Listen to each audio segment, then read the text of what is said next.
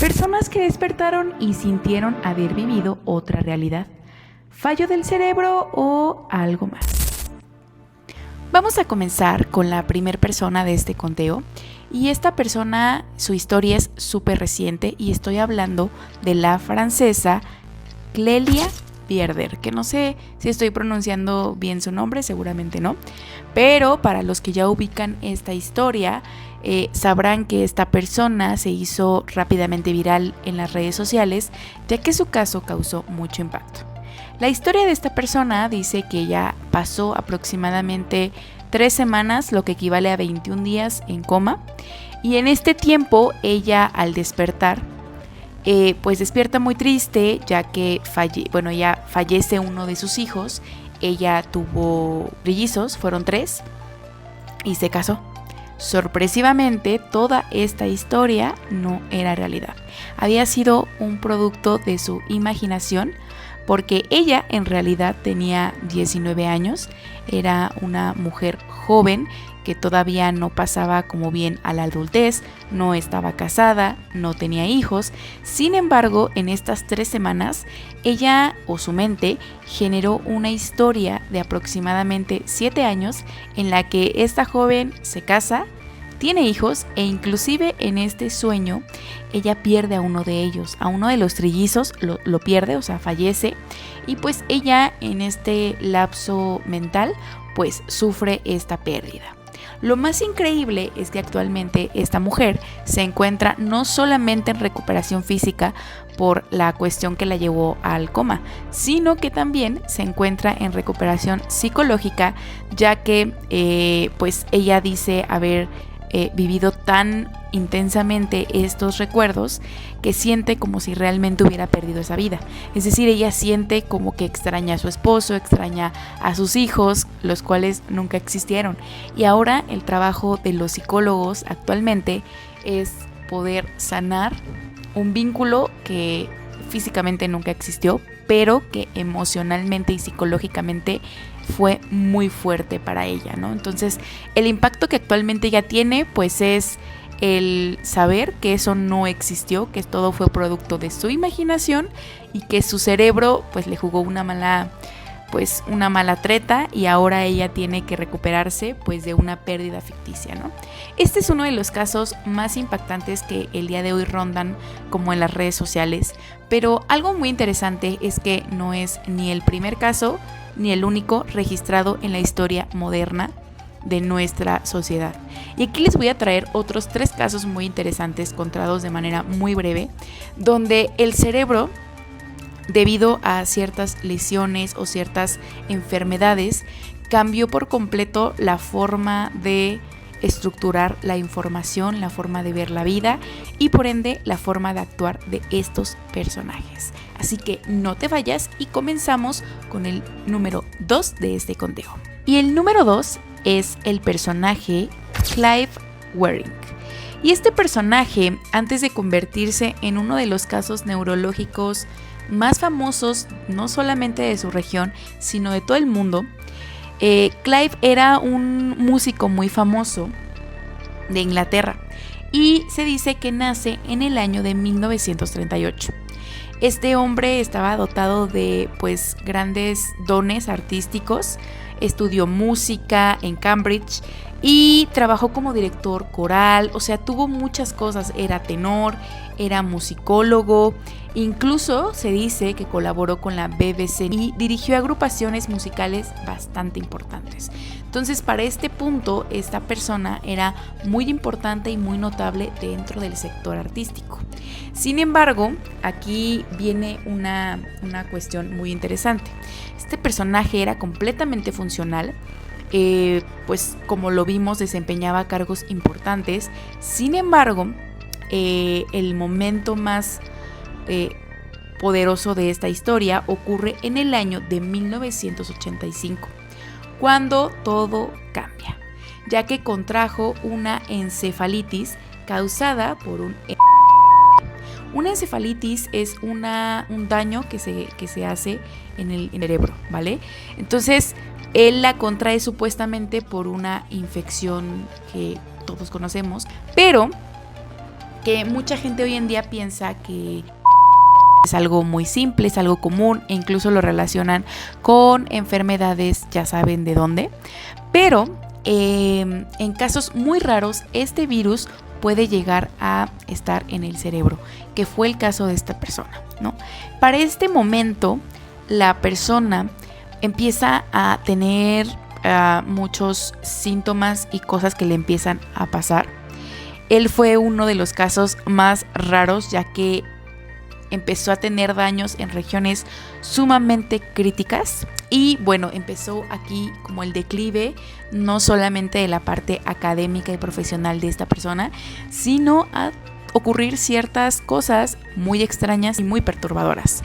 Una de ellas es que su memoria podía durar apenas unos segundos, es decir, él no tenía memoria a largo plazo ni a corto plazo. Su memoria se esfumaba en solo unos segundos. En un momento podía hacer una cosa y al otro ya no recordaba. Claro ejemplo es, él mantenía un diario en el cual pues anotaba recuerdos y sensaciones.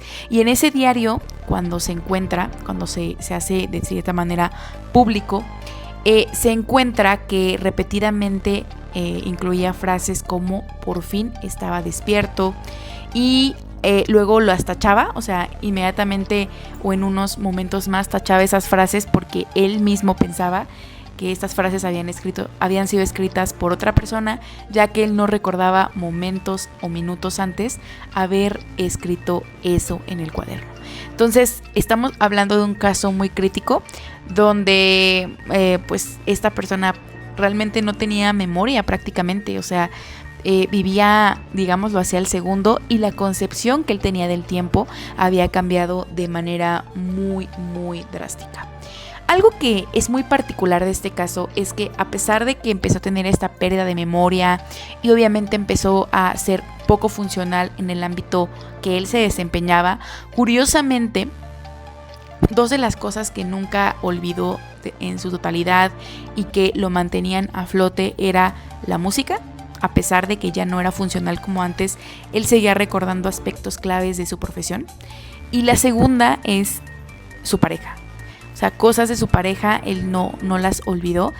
Recuerdos clave con su pareja sentimental estaban muy presentes, él la recordaba, sabía quién era, entonces fue algo muy extraño. Y aquí la pregunta que creo que deja esta historia es: si perdieras todos tus recuerdos, ¿crees que seguirías siendo la misma persona? Al final del día este caso fue investigado y sigue siendo investigado por muchos neurólogos y personas que se dedican a la psique, pero más que a la psique abstracta, a la psique a un nivel ya un poco más real de inspeccionar el cerebro y ver estas conexiones. Al final del día esta persona pues seguramente ya no volvió a ser la misma. Desde mi perspectiva esta pregunta se contesta desde mi perspectiva personal y es: yo creo que no vuelves a ser el mismo, porque claramente tus recuerdos hacen que seas el ser humano que eres, hacen que vayas consolidando tu personalidad, evolucionando, cambiando tu forma de percibir el mundo e incluso de actuar. Entonces creo que si yo perdiera parte de mis recuerdos o de forma constante los perdiera, pues creo que sí, definitivamente mi personalidad cambiaría bastante, ¿no? Pero no sé tú qué pienses, dime en los comentarios. Y mientras pasamos al tercer personaje. Y el tercer personaje no es un personaje menos importante. Este personaje se llama Phineas Cage y él trabajaba como capataz ferroviario en Estados Unidos. Su caso fue muy controversial porque él trabajaba usando barras de hierro que compactaban pólvora con explosiones sumamente controladas. Un día de esta rutina laboral de este hombre, sufre un accidente laboral en el cual una de estas barras explota antes de tiempo y le atraviesa completamente pues el cráneo, ¿no? Aquí hay dos cosas muy increíbles. La primera es que sobrevive ante este fatal hecho. Y la segunda es que aparentemente se vuelve funcional. Es decir, a pesar del daño que había sufrido no solamente físico, sino a nivel neurológico, este ser humano logra en algún momento ser relativamente funcional. Y lo increíble es que algunas personas que estaban en el lugar dicen que incluso después o momentos después del golpe, él hizo varios movimientos como permanecer consciente durante toda esta situación, caminar, hablar. Entonces él, a pesar de haber tenido pues este objeto enterrado en una parte tan importante como lo que es el cerebro, él siguió haciendo movimientos pues que aparentemente son coordinados por el cerebro, ¿no? Entonces eso es una de las cosas más raras y perturbadoras. Pero lo que pasó después fue algo aún mucho más fuerte. Y es que a pesar de que él tiene esta situación, logra sobrevivir y reponerse ante este accidente, muchos mencionan que esta persona antes del accidente, esta persona tenía una personalidad bastante amena, una persona tranquila, pues cero problemática, cero conflictiva. Incluso era conocido por ser responsable, por ser organizado, por ser un buen trabajador. A raíz de toda esta parte en la que pues este objeto le lastima una parte de su cerebro, esta persona se vuelve muy diferente. Tiene comportamientos erráticos, se vuelve sumamente impulsivo, tiene problemas para planear, problemas para poder generar estructuras. Entonces todo esto lleva a que no solamente él cambie su forma de percibir la parte pues de trabajo, la parte funcional, sino que su personalidad da un giro. Por aquí ya hay testimonios que yo por ahí encontré respecto a gente que dice que incluso se volvió agresivo, que se volvió una persona sumamente terrorífica y así. Aunque esos testimonios no están comprobados al 100%, se dice incluso por investigaciones recientes que esto está un poco más como ya en la historia y en la leyenda urbana que se cuenta detrás de este hombre, pero que definitivamente sí hubo un cambio, un antes y un después, nos lleva a la siguiente aseveración. El cerebro entonces está relacionado también con la personalidad, es decir, que tener lesiones cerebrales también hace que cambies dramáticamente tu forma de ser, ¿no? Y aquí lo interesante es que sí se documentaron esos cambios, es decir, por testimonios de personas que lo conocían y que habían vivido con él, aunque no era la realidad como la mencionan muchos, de que pues la persona se volvió casi súper agresiva y golpeadora, sí hubo un cambio en su personalidad que se documentó. Para esto, él fallece 12 años más tarde. Pero lo curioso es que él no deja de hacer diligencias, aunque básicas. Pudo seguir haciendo algunas diligencias no se sabe si dentro de su trabajo, pero sí como persona semifuncional, vamos a llamarlo así. Y bueno, aquí hay algo interesante, y es que aquí ayudó como a poder poner en tela de juicio y poner en la mesa de debate el hecho de que ciertas regiones del cerebro sí participan de manera directa en la personalidad y en la toma de decisiones. Entonces, pues esto es algo como muy interesante porque nos demuestra que nuestro cerebro tiene un papel mucho más interesante y mucho más influyente del que muchas veces creemos. Y bueno, vamos con la última, que en realidad no se toma como si fuera una paciente, más bien fue una persona que investigó y que hizo varios hallazgos respecto a la psique humana referente a la parte neurológica. Y esta persona es Elizabeth Loftus. Y esta persona fue una investigadora muy notable. Aquí lo más perturbador es que sus experimentos lograron mostrar cosas muy aterradoras. Y es que nuestros recuerdos no se graban de forma exacta. Es decir, a veces, al menos para mí es muy curioso porque yo sí pensaba que los recuerdos se grababan como si fuera mi vida pasada por una cámara, ¿no? Que graba y que captura todos los momentos.